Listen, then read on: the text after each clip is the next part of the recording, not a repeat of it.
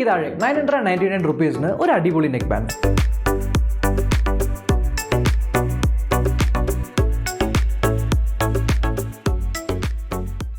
ഈ made in India പ്രൊഡക്റ്റിന്റെ design എനിക്ക് ഇഷ്ടപ്പെട്ടു. മൊത്തം ഫ്ലാറ്റ് ആണ്, കഴുത്തിലിരുന്ന ഭാഗവും ഫ്ലാറ്റ് ആണ്, ചെവിയിൽ വെക്കുന്ന അവിടുത്തെ വയറും ഫ്ലാറ്റ് ആണ്. ഈ ഒട്ടിപ്പിടിക്കുന്ന മാഗ്നറ്റിക് ആയിട്ടുള്ള ഇയർ ടിപ്സ് മെറ്റലാണ്, ശബ്ദം കേൾക്കുന്നില്ലേ? അതിന്റെ അറ്റത്ത് വന്നിരിക്കുന്ന ഇയർ ടിപ്സ് പ്ലാസ്റ്റിക് ആണ്. ഇയർ ടിപ്സ് നിങ്ങൾ ശ്രദ്ധിച്ചു, ഓവൽ ഷേപ്പിലാണ്, എയർപോർട്സ് പ്രോയിലൊക്കെ കാണുന്ന പോലെ. പിന്നെ ഇതിനകത്ത് തന്നെ എക്സ്ട്രാ ആയിട്ട് മീഡിയവും ഈ കിടക്കുന്ന കേട്ടോ, ലാർജും സ്മോളും ഇയർ ടിപ്സ് എക്സ്ട്രാ വരുന്നുണ്ട്. ഇതിനകത്ത് അവർ 2 M&N ബാറ്ററി കൊടുത്തിട്ടുണ്ട്. 190 mAh ഒരെണ്ണം ഇപ്പുറത്തും ഉണ്ട്, ഒരെണ്ണം ഇപ്പുറത്തും ഉണ്ട്. ബാറ്ററി കുത്തിക്കയറ്റിയുണ്ട്. ഇവിടെ നിങ്ങൾക്ക് കൺട്രോൾസ് ഒന്നും വരുന്നില്ല. അതെ, സെപ്പറേറ്റ് ആയിട്ടുള്ള ഒരു മോഡ്യൂളിലാണ് ഈ ഒരു കൺട്രോൾ വന്നിരിക്കുന്നത്. ഈ കാണുന്ന വട്ടത്തിലെ ബട്ടൺ പ്രസ് ആൻഡ് ഹോൾഡ് ചെയ്ത് കഴിഞ്ഞാൽ നിങ്ങളുടെ ഫോണുമായിട്ട് പെട്ടെന്ന് കണക്ട് ആവും. ബ്ലൂടൂത്ത് 5.1 ആണ്. ഒരു രസമുണ്ടായിട്ട് ഞാൻ കണക്ട് ചെയ്തിട്ട് പാട്ടൊക്കെ വെച്ചു.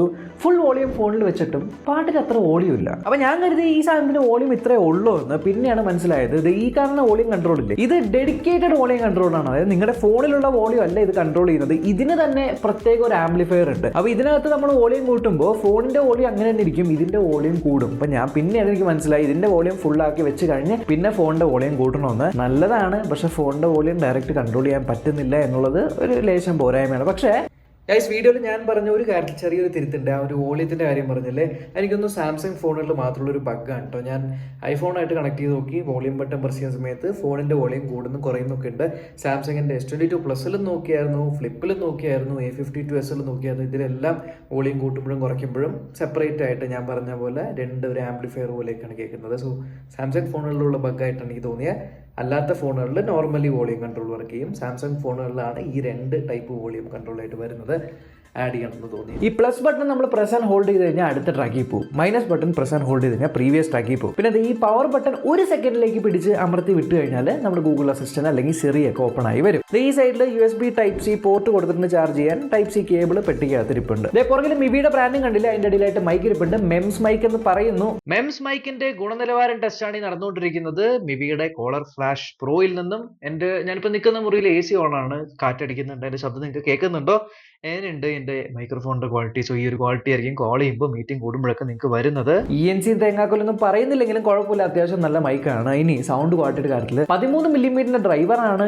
AC അഥവാ HD ഓഡിയോയുടെ സപ്പോർട്ട് ഉണ്ട് എന്നൊക്കെ പറയുന്നു. എനിക്ക് കേട്ട് നോക്കിയിട്ടുണ്ടല്ലോ. ഈ ഗാനമേളയ്ക്കൊക്കെ നിങ്ങൾ പോയിട്ടുണ്ടോ? ഉത്സവപ്പറമ്പിലൊക്കെ ഈ ഗാനമേളയ്ക്കൊക്കെ നിങ്ങൾ പോകുമ്പോൾ ഫ്രണ്ട് സീറ്റിൽ ഇരുന്നിട്ട് ഫുൾ വോളിയത്തിൽ ഒരു 10,000 വാട്ടിന്റെ സ്പീക്കറിന് കൊണ്ടുവന്ന് ഗാനമേളയ്ക്ക് കേട്ടാൽ എങ്ങനെ ഉണ്ടാവും?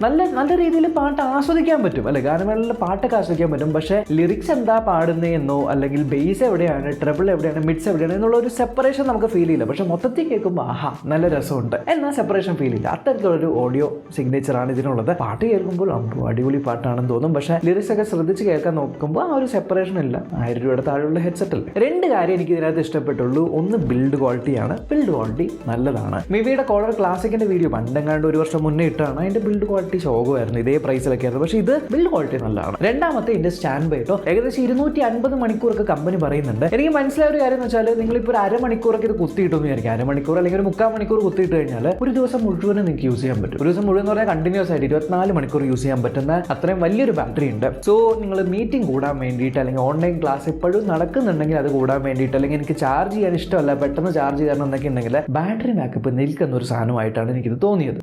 ഇതാണ് ഈ സാധനം വന്നിരിക്കുന്ന പെട്ടി. ഇനി അത് കണ്ടില്ല എന്ന് പറയേണ്ട, പുറകിൽ നമ്മൾ ഈ പറഞ്ഞ കുറച്ച് കാര്യങ്ങളൊക്കെ ഉണ്ട്. ഇത് IPX5 റേറ്റഡ് ആണ്, പറയാൻ മറന്നുപോയി. അതുകൊണ്ട് സ്വെറ്റും കാര്യങ്ങളൊക്കെ വീണ് കഴിഞ്ഞാൽ ഒന്നും പ്രശ്നമില്ല. എന്തായാലും ഇതിന്റെ പെട്ടിക്ക് പുറകിലിരിക്കുന്ന MRP ആണ് 2,999 രൂപയാണ് പറഞ്ഞേക്കുന്നത്. പക്ഷേ ഇപ്പോൾ ഒക്ടോബർ 20 വരെ 999 rupees കിട്ടുന്നുണ്ട്. ഇതേ ഉള്ള കാര്യം പറയുക, 999 rupees കിട്ടുവാണെങ്കിൽ മാത്രം ഇത് വാങ്ങുക. ആ കാശിന് വർത്താണ്. അതിന്റെ മുകളിൽ ഒരു 1-2 രൂപ കൂടുവാണെങ്കിൽ പോലും നിങ്ങൾ നോക്കണ്ട. 999 rupees ആ പ്രൈസിന് കൊടുക്കുന്ന ഒരു സാധനം. അത്രയായിട്ട് എനിക്ക് ഇത് തോന്നിയുള്ളൂ. ലിങ്ക് ഞാൻ താഴെ ഡിസ്ക്രിപ്ഷനിൽ ഇട്ടേക്കാം. കുറെ ആൾക്കാർക്ക് വിഷമമുണ്ട് എൻ്റെ ബാക്കിലെ കളർ മാറുന്ന ബാക്ക്ഗ്രൗണ്ട് എവിടെ പോയിന്ന്. ഞാൻ തിരിച്ചെത്തി.